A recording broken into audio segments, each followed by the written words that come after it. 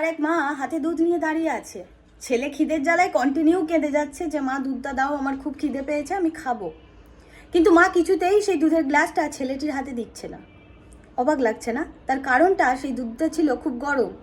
ছেলেকে তক্ষুনি যদি দুধের গ্লাসটা হাতে ধরিয়ে দেয়, ছেলে খিদের জ্বালায় হয়তো ওই গরম দুধটাকেই পান করতে যাবে আর তার মুখ গলা পুড়ে যাবে। সেই জন্যই মা তার ভালো বুঝে সেই দুধের গ্লাসটা ছেলেটির হাতে দিচ্ছে না। কিন্তু ছেলেটা কেঁদে যাচ্ছে, কষ্ট পাচ্ছে, যতক্ষণ না ঠান্ডা হচ্ছে মা দুধের গ্লাসটা হাতে দিল না। আমাদের জীবনেও তেমনই হয়, ওই বাচ্চাটা হই আমরা, আর ওপরওয়ালা হয় আমাদের ওই মা।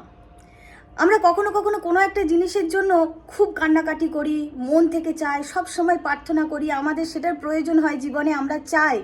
ওপরওয়ালাকে কখনো বিরক্ত হয়ে, রাগ হয়ে আমরা দোষারোপও করি যে কেন দিচ্ছ না, আমার সাথেই কেন এমন করছো, আমার এটা প্রয়োজন।